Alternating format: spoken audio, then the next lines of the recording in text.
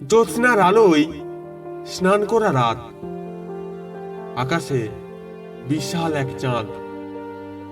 আমি তাকিয়ে আছি ওর দিকে, কিন্তু হঠাৎই কিছু অদ্ভুত ঘটনা ঘটতে শুরু করলো। কেউ কি আমাকে ডাকলো?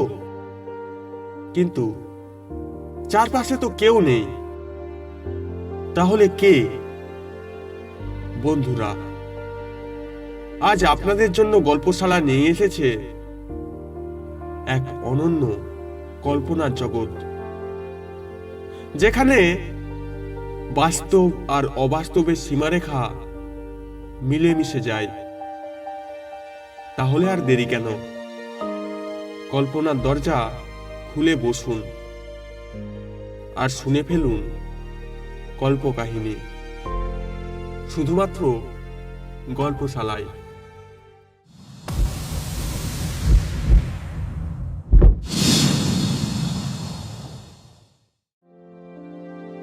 আজ জ্যোৎস্না রাত, আকাশে বিশাল এক চাঁদ ঝুলে আছে। আমি সন্ধ্যা থেকেই তাকিয়ে আছি ওর দিকে, আর দেখছি অনেক মা বাবা ছোট্ট বাচ্চাদের ঘুম পাড়াচ্ছেন চাঁদ মামার গল্প শুনিয়ে। আমার পাশের ছাদে এক শিক্ষক কয়েকজন ছাত্রছাত্রীকে পড়াচ্ছেন। গরমের কারণে খোলা আকাশের নিচে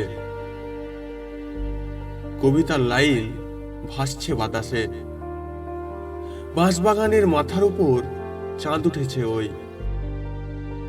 হঠাৎ একজন প্রশ্ন করলো, স্যার, চাঁদ কি শোবার মামা? শিক্ষক হাসি মুখে বললেন, হ্যাঁ, চাঁদ শোবার মামা। চাঁদকে সবাই ভালোবাসে। কিন্তু আমি খোটকা খেলাম। এই অঙ্কটা যেন ঠিক মিলছে না। আমার মামা তো আলাদা, বাবারও আর মায়েরও। তাহলে চাঁদ সবার মামা হয় কিভাবে? অনেকে হয়তো বলবে, আরে ভাই, এত হিসেব করার কি আছে? কিন্তু আমার মাথায় কেবলই ঘুরপাক খেতে লাগলো ব্যাপারটা। এভাবেই কেটে গেল অনেকক্ষণ। রাত গভীর, চারপাশ নিস্তব্ধ। রাস্তায় কুকুরের ডাকও থেমে গেছে। মাঝে মধ্যে দূরে কোথাও একটা দুটো কুকুর জানান দিচ্ছে তারা এখনো জেগে আছে। রাতে যখন সবাই ঘুমিয়ে পড়ে, তখন শুধু দুজন থাকে জেগে, কুকুর আর চৌকিদার। আমি একা ছাদে বসে আছি, মনের গভীরে ডুব দিয়ে ভাবছি, চাঁদকে সবাই মামা ডাকে কেন? চাঁদকে ভালোবাসে না এমন মানুষ কি আছে? এই সব ভাবতে ভাবতে হঠাৎ মনে হলো কেউ যেন আমাকে ডাকছে।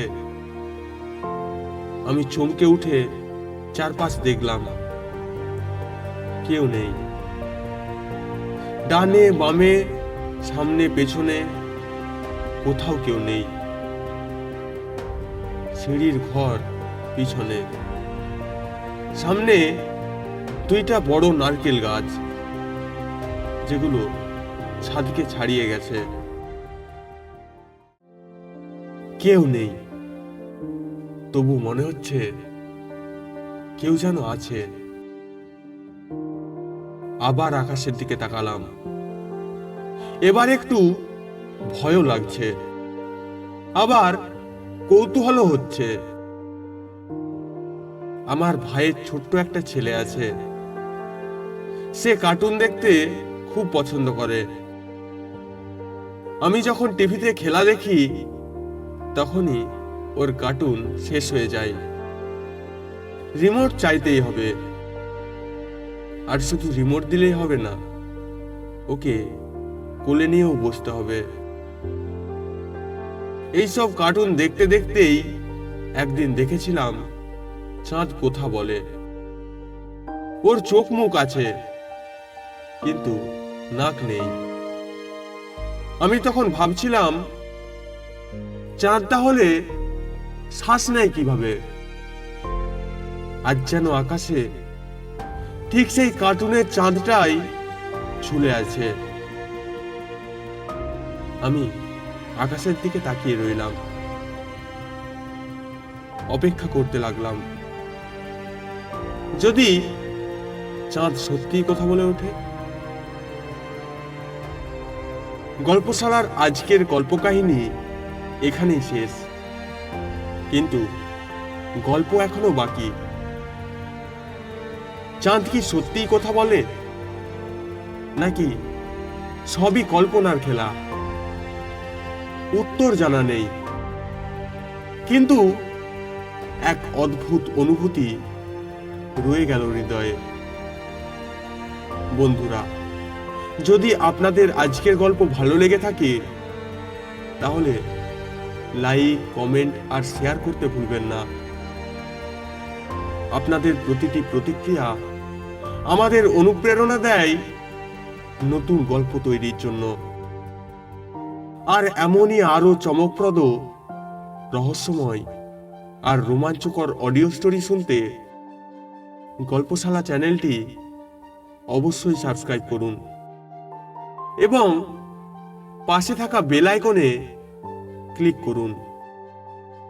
শুনতে থাকুন গল্পশালা, কারণ গল্প এখানে হয়ে ওঠে জীবন্ত।